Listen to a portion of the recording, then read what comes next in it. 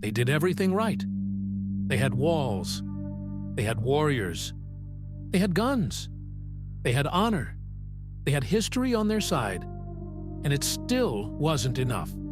Because in 1867, the most powerful city in the Kaabu Empire didn't fall in battle. It didn't lose a war. It didn't get conquered. It destroyed itself. One city, one gunshot, one mistake, or one final act of defiance. And by the time the smoke cleared, an entire empire was gone. This is the Battle of Kansala, the siege where almost no one fought, and everyone lost. Kansala was built to intimidate. Long before 1867, this city had a reputation that traveled faster than armies. It was the capital of the Kaabu Empire, a Mandinka warrior state that had ruled parts of Senegambia for centuries. Kaabu wasn't polite power, it was cavalry power, noble power. Power enforced by men who believed their ancestors were watching. In Kansala, warriors didn't just fight for land. They fought for lineage, for memory, for the right to say, "We did not kneel." And for generations, that worked. Enemies came, enemies died, songs were written. But the world outside Kansala was changing, and Kansala didn't notice fast enough. To the east and south, a different kind of power was rising, not louder, not flashier, quieter. His name was Alpha Molo Balde, Almami of Futa Jalon.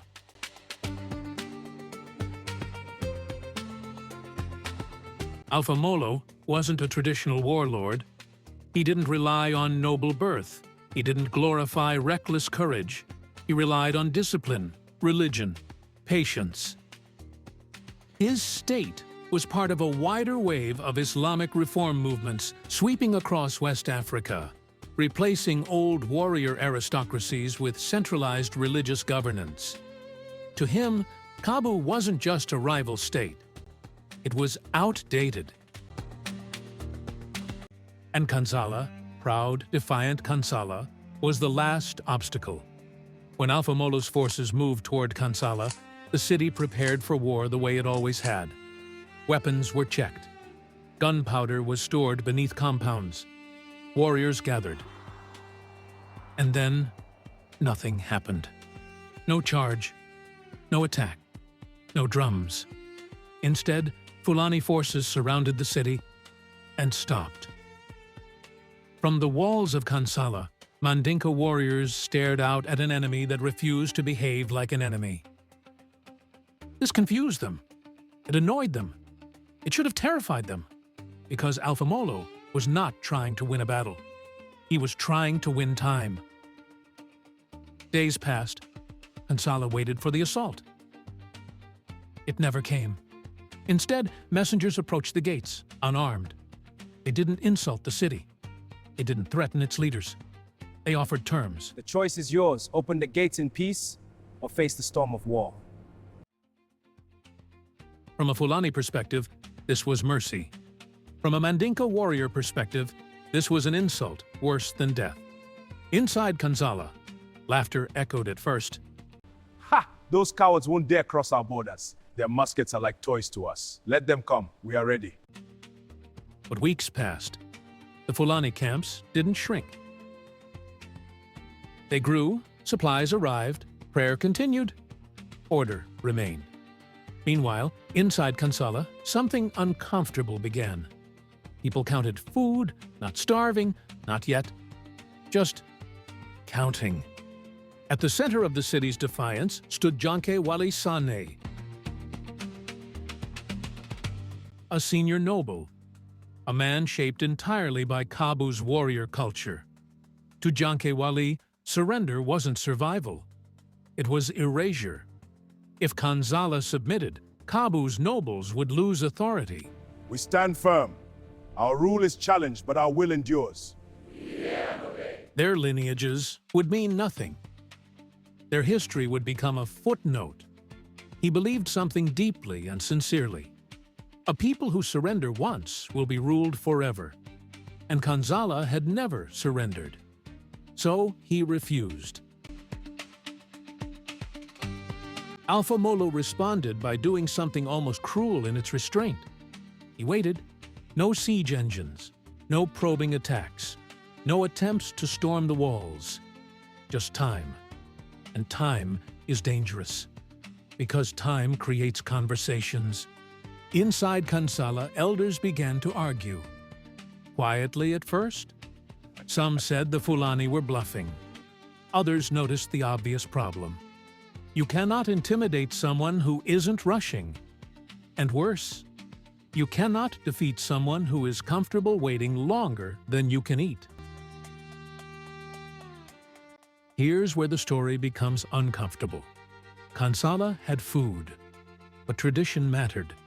Warriors and nobles were fed first. That's how it had always been. But now, civilians noticed the imbalance. Children became thinner. Markets became tense. The measure is light. But my children need more. This is all we have. And suddenly, Kansala wasn't just surrounded by enemies, it was surrounded by consequences. Alpha Molo sent another message. Short, direct. You can still save the people. This message did more damage than any arrow, because now resistance had a cost that could not be ignored. Inside the city, arguments turned sharper. Some elders accused Janke Wali of pride. Others accused negotiators of cowardice. No one trusted anyone. And that's exactly how sieges really work. They don't break walls, they break unity. Outside, the Fulani forces did something that bordered on mockery. They prayed while Kansala argued. They organized while Kansala debated. They stayed calm while Kansala unraveled. This wasn't accidental. Alpha Molo understood that Kansala's greatest strength, its rigid honor code, was also its greatest weakness. Because honor doesn't adapt well. As days stretched on, the question inside Kansala became unavoidable. If we refuse forever, who actually pays the price? Warriors could die gloriously, but civilians would die quietly. This was not a choice Kansala's traditions had prepared them for. And then, everything snapped. We cannot yield to this madness, but the omens are clear. Enough! To arms! Accounts differ here. Some say negotiations were reopening, some say tempers flared, but everyone agrees on what came next.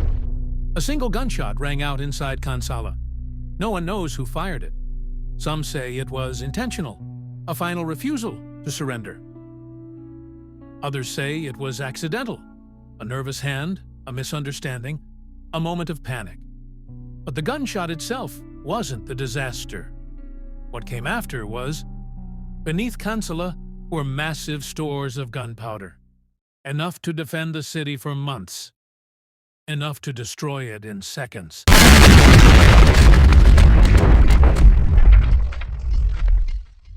The explosion tore through the capital with horrifying speed. Buildings collapsed, fire spread uncontrollably. People who had never touched a weapon died instantly, killed by the city they trusted to protect them. Kansala didn't fall, it vanished. Outside the walls, Fulani forces froze. This wasn't victory. There was no city to occupy, no population to govern, no submission to record. Alpha Molo had won the war and lost the prize. The Kaabu Empire ended in smoke, not surrender. And, in a brutal twist of irony, Kansala achieved its goal. It preserved its honor and erased itself from power. The consequences were immediate. Kaabu's political system collapsed overnight. Its warrior nobility ceased to exist. Fulani Islamic states expanded, but into a scarred land. And decades later, European colonial powers would exploit the fragmentation left behind. Kansala didn't just end an empire. It accelerated the vulnerability of an entire region. The Battle of Kansala is not a story about bravery alone. It's a story about rigidity, about pride, about what happens when tradition refuses to bend, even once. No heroes marched home, no victory songs were sung, only silence. Because sometimes, the most devastating battles aren't fought with swords or guns, but with time, pressure, and one irreversible moment.